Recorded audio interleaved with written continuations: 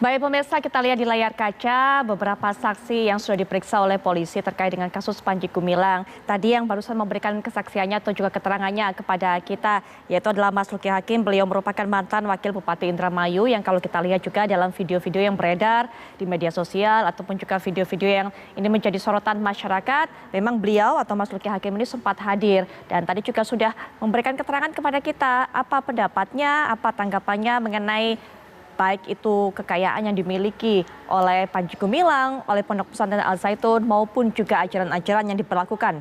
Kemudian juga ini adalah seorang pendeta yang kita tahu juga dari video yang beredar ini ikut sholat juga masuk dalam barisan shaf yang ada. Pada saat itu sholat jamaah dilakukan di Pondok Pesantren Al Zaitun. Lalu siapa ini? Ini merupakan Farida Alwidat, istri dari Panji Gumilang yang juga diberikan ataupun juga dipanggil oleh pihak kepolisian namun masih belum datang, masih mangkir dari panggilan kepolisian.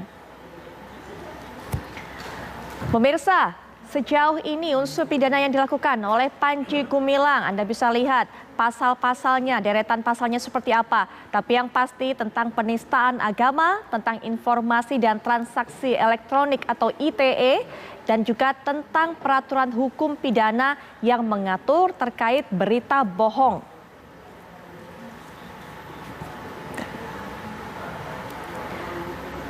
Nanti kita akan telah lebih lanjut mengenai tadi pasal-pasal yang akan dikenakan kepada Panji Gumilang. Bang Aristo nanti kan siap untuk bisa mengulasnya. Tapi sebelumnya kita lanjutkan tadi apa yang disampaikan oleh Pak Imam karena sangat sedikit tadi yang Pak Imam barusan cerita. Belum menjawab pertanyaan kita semua.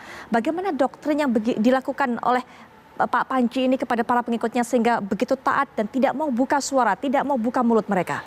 Ya, karena memang itu bagian dari doktrin yang diajarkan dan kesemuanya itu memang menjadi menjadi keyakinan yang melekat dalam diri mereka.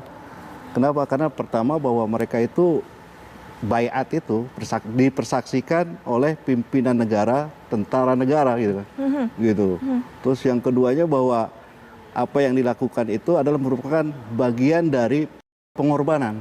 Gitu. Pengorbanan seperti apa maksudnya Pak? Ya nomor 3 contohnya ya dari baiat NI KW9 itu saya sanggup berkorban jiwa, harta, nyawa, serta apapun yang ada pada saya berdasarkan sebesar-besarnya takwa dan sesempurna-sempurnanya tawakal Allah bagi A. mentegakkan kalimatillah, B. mempertahankan berdirinya negara Islam Indonesia hingga hukum syariat Islam berlaku seluas-luasnya di kalangan umat Islam bangsa Indonesia di Indonesia. Itu begitu berakar di pikiran dari para pengikutnya sehingga mereka tidak takut untuk bisa mengeluarkan kata-kata apapun.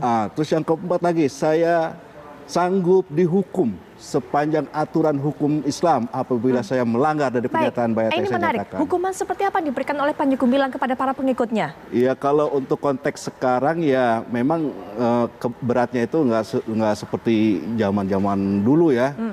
Kalau bagi orang yang keluar misalkan tentara yang keluar dari pasukan kan disersi harus dihukum mati kan gitu kan. Nah, mereka tidak menerapkan itu. Jadi yang mereka terapkan ya mencari aja gitu kan. Kenapa? Karena aset Pak, model saya. Saya camat, saya punya aset gitu kan. Baik masyarakat yang sudah saya bina, juga potensi keuangan gitu kan. Potensi keuangan yang ada di teritorial yang ada pada saya gitu kan. Ya, lalu hukumannya diberikan dalam bentuk apa? Ya kadang-kadang ya memang sih ada yang misalkan ya masih inilah tahap wajar misalkan ya dihukum bentak-bentak gitu kan ataupun ya di kerangkeng 1 minggu di rumah ya bukan di kerangkeng. Hukuman ada fisik seperti itu, hukuman di kerangkeng seperti itu. Ada kan kita aparat gitu kan, bayangkan sebagai sebuah aparat. Ini aparat di NII tadi ya maksudnya ya, bukan aparat di dalam kehidupan ini ya, tapi wajib bertanggung jawab iya kan tentang persoalan. Kalau di kerangkeng itu serius Pak hukumannya Pak? Iya, di kerangkeng itu maksudnya dimasukin ke kamar, dikunci. Iya, betul, di kerangkeng. Di kerangkeng apa yang dilakukan? Itu kan diambil kemerdekaan. Selain di kerangkeng itu apa yang dilakukan? Iya, ya macam tidak diberi makan minum? Tampar di ini udah. Fisik juga? Dipukul seperti itu? Karena kan saya sanggup untuk dihukum. Baik, gitu. Pak Imam, hukuman itu diberikan kepada mereka kalau kesalahannya apa? Apakah kalau mau keluar atau ada kesalahan lainnya? Di dalam pun misalkan kekurangan setoran ya kan, nah, itu juga bagian dari tanggung jawab seorang pimpinan yang harus dipikul kan. Iya. Nah, itu juga bagian yang kena tahkim ibarat kata gitu. Baik, ada satu yang menarik juga tadi Mas Luki sudah katakan masyarakat ataupun juga pengikutnya takut soal kesaktian Panji Gumilang. Tapi mungkin nanti Pak Imam soal ini. Bang Aristo terlebih dahulu. Bang Aristo, apa yang membuat kemudian pihak kepolisian ini masih belum menetapkan sebagai tersangka? Kalau menurut pandangan Bang Aristo sebagai ahli hukum pidana? Gini, Mbak, kalau kan tadi udah dibilang, kita udah dengar SPDP-nya udah keluar. Ya, kalau SPDP udah keluar, SPDP itu kan surat pemberitahuan dimulainya penyidikan. Betul. Artinya sudah ada nih tindak pidananya, kejahatannya ada, tinggal dicari siapa pelakunya. Kalau melihat ada SPDP-nya begitu, ini artinya sudah tinggal hitungan hari lah, atau bahkan minggu. Kita lihat siapa yang akan ditetapkan sebagai tersangka. Kan utamanya kan si Panji Gumilang, yang pertama. Yang kedua kita lihat dari konstruksi pasal-pasalnya yang dikenakan. Utamanya itu kan tadi adalah pasal penistaan atau penodaan agama. Nah, kalau pasal penodaan agama ini artinya kan ini ada agama yang ternoda. Harus ada versi yang ternoda, harus ada versi yang tidak ternoda. Nah, versi yang tidak ternoda ini harus ada interpretasi officialnya.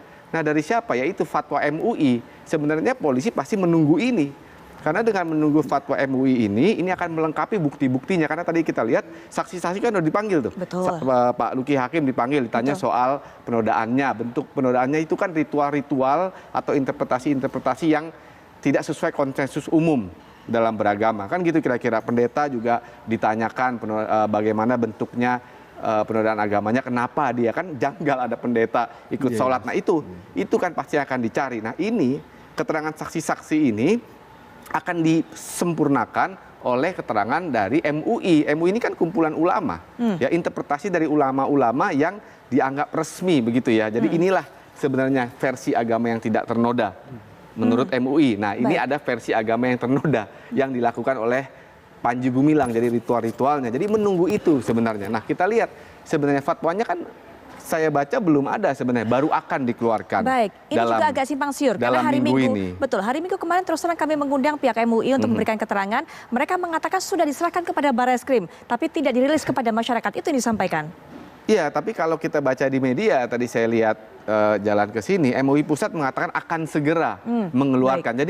Jadi polisi tidak akan berani, karena polisi ini kan ini persoalan agama. Polisi-polisi ini kan bukan ahli agama, dia pasti membutuhkan ahlinya, ya. Dan kemudian jangan lupa konstruksi utamanya ini penodaan agama. Pasal-pasal lainnya itu, pasal kedua itu kan soal undang-undang ITE. Betul. Ya, itu kan soal SARA ya, soal informasi yang mengandung SARA, keonaran dalam masyarakat. Juga pasal ketiga itu undang-undang peraturan pidana 46 itu undang-undang jadul lah. Itu berita bohong yang mengakibatkan keonaran. Jadi pokoknya itu adalah soal penodaan agamanya. Penodaan agamanya ini kemudian yang menimbulkan keonaran sampai TV One harus menggelar dialog seperti ini kan. Artinya kan ada publik ini kan gaduh. Jadi itu konstruksi utamanya kita balik kepada penodaan agama itu. Inilah premis utamanya. Jadi ini yang harus dicari dulu.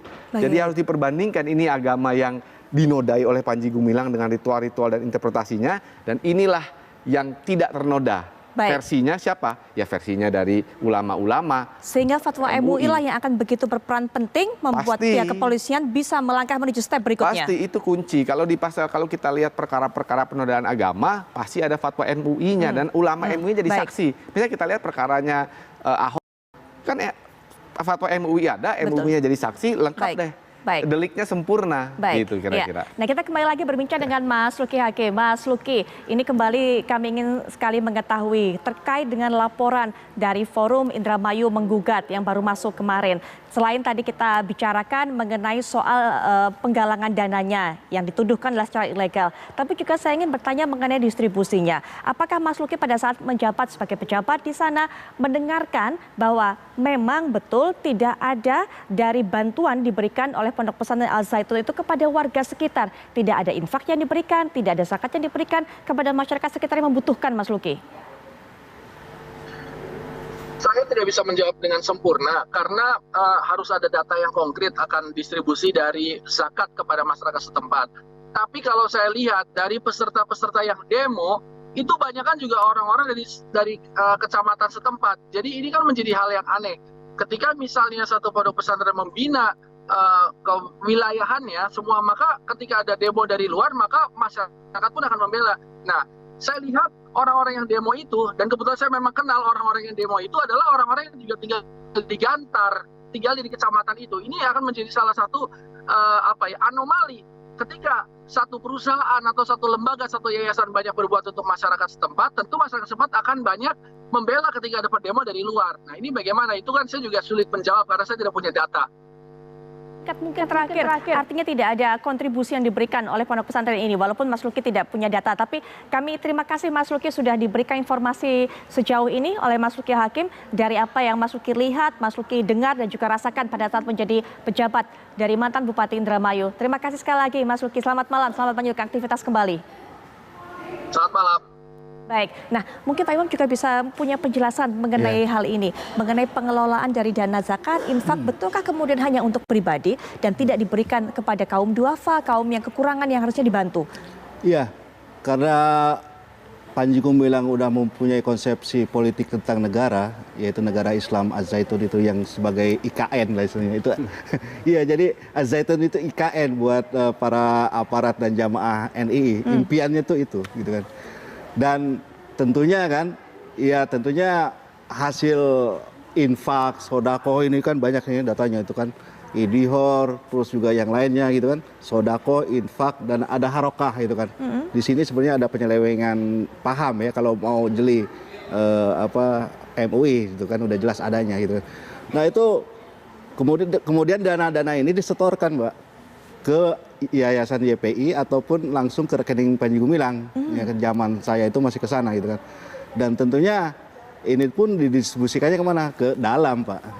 Jadi karena ini pemerintahan tandingan untuk NKRI gitu kan, ya tentunya untuk masyarakat NI Panji Gumilang itu yang didistribusikannya gitu kan. Baik, ya mungkin terakhir Bang Aristo, ini kita soal penodaan agama soal ada laporan lagi masuk soal penggalangan dana ilegal sudah 2 laporan. Tapi ada lagi kemudian dugaan kejahatan yang dilakukan atau kriminal yang dilakukan oleh Panji Gumilang soal pelecehan seksual. Sudah banyak bersuara dari mantan anggotanya, tapi itu tadi tidak ada mau bersaksi. Nah, untuk hal seperti ini, apakah pihak kepolisian bisa jemput bola, menanyakan satu persatu pada para korban itu, atau tunggu laporan masuk dari para korban kepada pihak kepolisian? Oh bisa dong, jemput bola. Itu kan perkara-perkara seperti pelecehan seksual ya misalnya, itu kan bukan delik aduan ya, atau penggelapan dana itu kan bukan delik aduan. Itu semua polisi bisa aktif, bisa mendatangi, bisa memanggil. Tapi kalau nggak mau memanggil, dia juga bisa mendatangi ke tempat kediamannya, juga bisa mencari. Jadi nggak perlu menunggu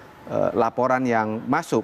Tapi menurut saya, prediksi saya, ini mau diselesaikan dulu nih soal penodaan agamanya, karena ini pintu masuk ke semuanya nih.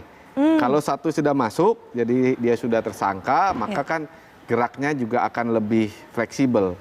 Karena status perkaranya kan sudah berbeda. Ya jadi sudah sempurna dalam tanda petik ya. Karena apa sempurna? Kejahatannya ada tersangkanya. Nah, tinggal dikembangkan ini kan ada banyak soal tadi pengelolaan zakat, itu undang-undangnya beda. Ya bisa undang-undang pengelolaan zakat ilegal, bisa penggelapan juga, pelecehan seksual juga berbeda juga. Baik. Gitu. Pak Aristo, terima kasih sudah hadir memberikan pandangan hukumnya. Terima kasih Pak Imam juga sudah hadir memberikan cerita kepada kami.